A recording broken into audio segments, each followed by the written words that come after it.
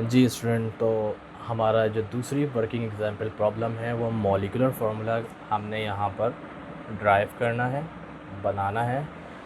और इधर प्रॉब्लम में जो हमें इसने कहा गया है कि सवाल में हमें ये बात पूछी जा रही है कि 1.0 gram of sample of butane a hydrocarbon fuel.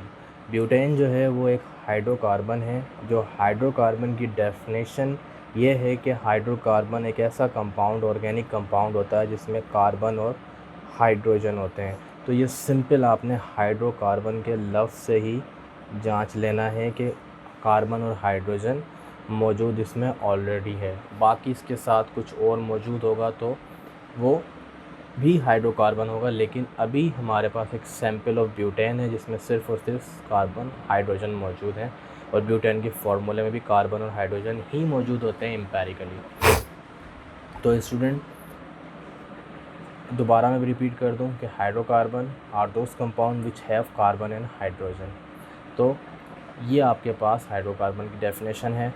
Problem को हम डिस्कस करते हैं कि क्या पूछ रहा है हमसे कि एक फ्यूल बर्न किया गया जो सैंपल जिसका टोटल मास 1 ग्राम है ऑक्सीजन की मौजूदगी में दोबारा, और इसने 3.03 ग्राम कार्बन डाइऑक्साइड प्रोड्यूस करे एंड 1.55 ग्राम वाटर प्रोड्यूस किया।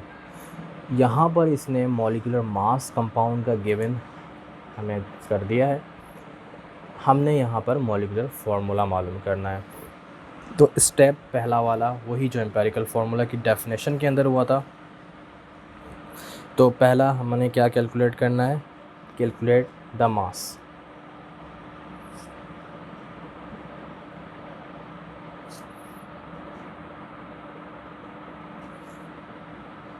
ऑफ कार्बन डाइऑक्साइड एंड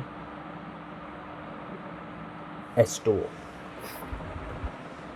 ये फर्स्ट स्टेप है।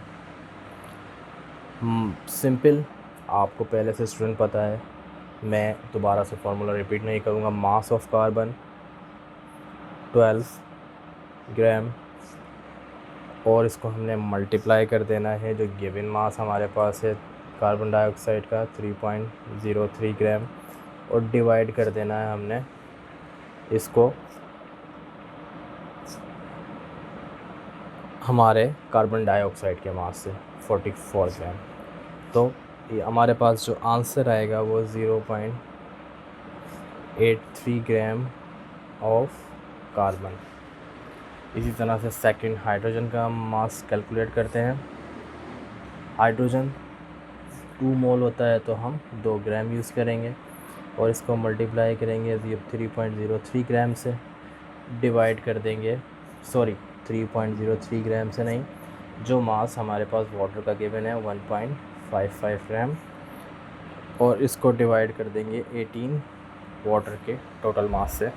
तो आंसर हमारे पास आएगा 0.17 ग्राम ऑफ हाइड्रोजन। तो स्टूडेंट सेकंड स्टेप आपके पास परसेंटेज कैलकुलेट करना है आपने। तो परसेंटेज के अंदर आपके पास मास गिवन है, टोटल मास आपके पास प्रॉब्लम में 1.0 सैंपल का गिवन है ब्यूटेन का। तो हमारे पास 0.83 ग्राम कार्बन का मास आया था।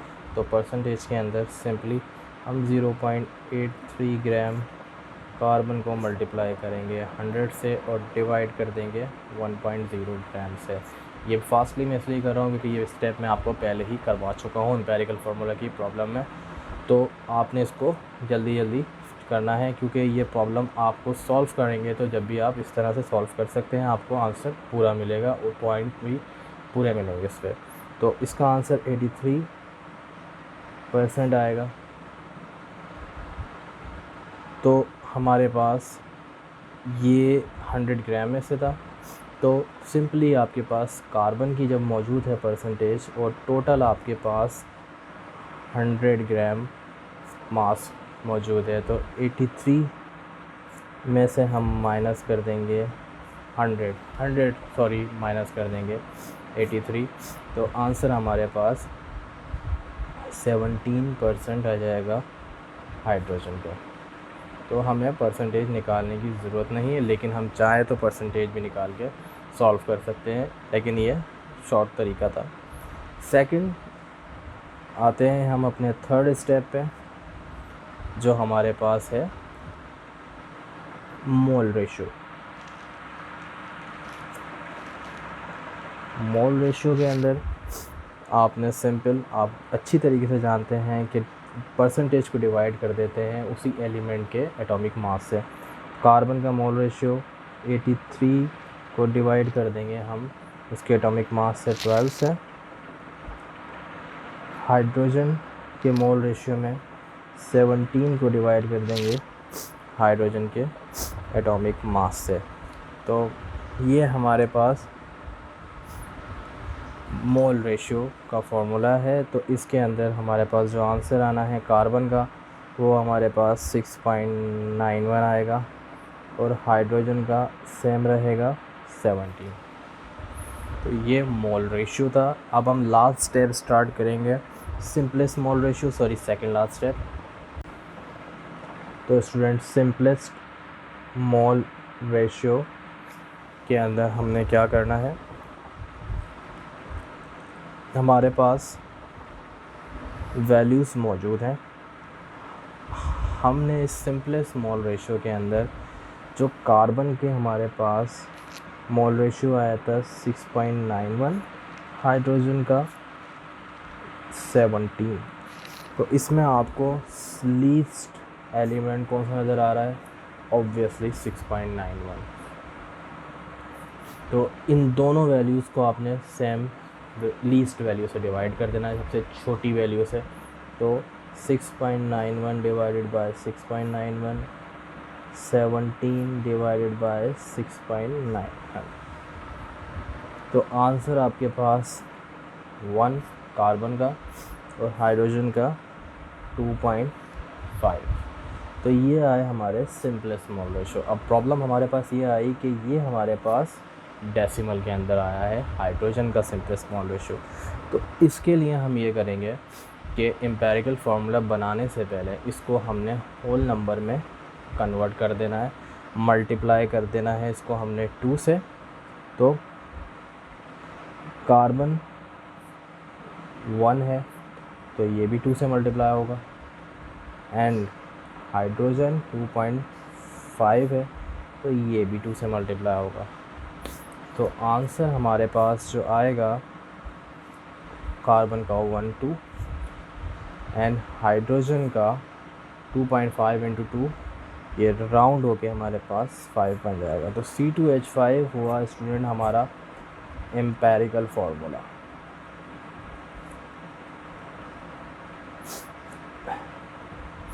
पूरी प्रॉब्लम हमने जो की है वो फर्स्ट एग्जाम्पल से बिल्कुल रिलेट करती है।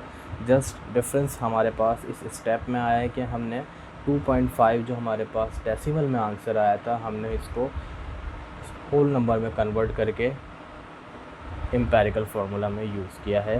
तो हमने 2 से इसको मल्टीप्लाई किया। आगे जो है सबसे इम्पोर्टेंट स्टेप जो इसके अंदर आपने सीखना है और जो न्यू है आपके लिए, वो ये है।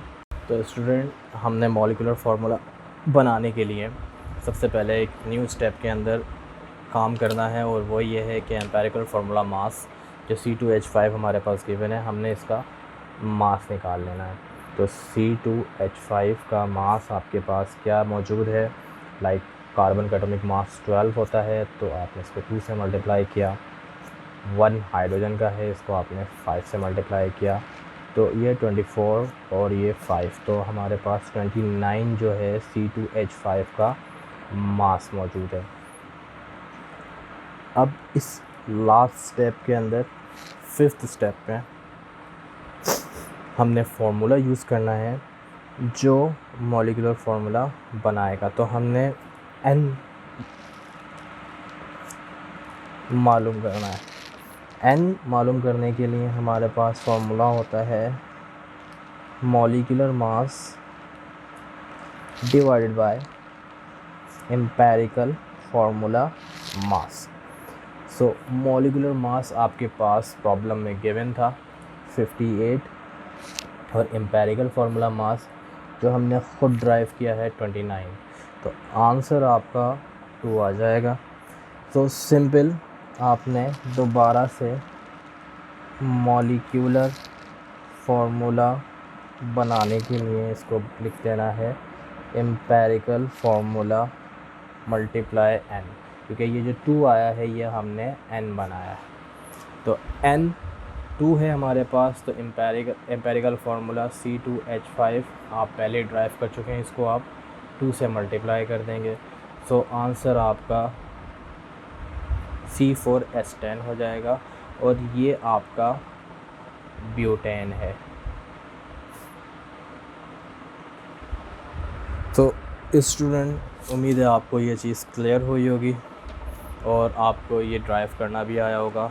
नेक्स्ट वीडियो के अंदर हम जो टॉपिक डिस्कस करेंगे वो कैलकुलेशंस ही होंगी इस चैप्टर की, जो हम स्टोइकियोमेट्रिक प्रॉब्लम्स, और उससे पहले हम थोड़ा थ्योरी का ओवरव्यू करेंगे मोल और एवोगैड्रोस नंबर की। Thank you very much.